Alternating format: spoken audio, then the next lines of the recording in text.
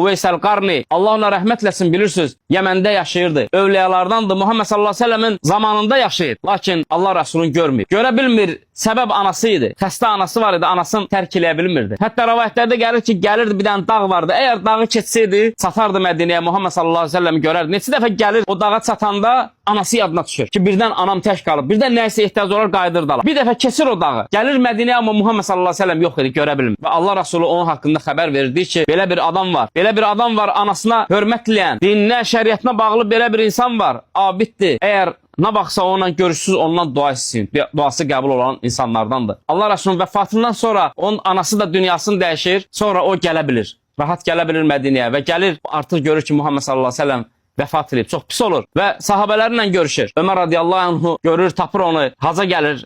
Səhv eləmirəmsə haca gəlir. Tapır Ömər radiyallahu anhu, deyir ki, ey Uveys, bizi üçün dua elə.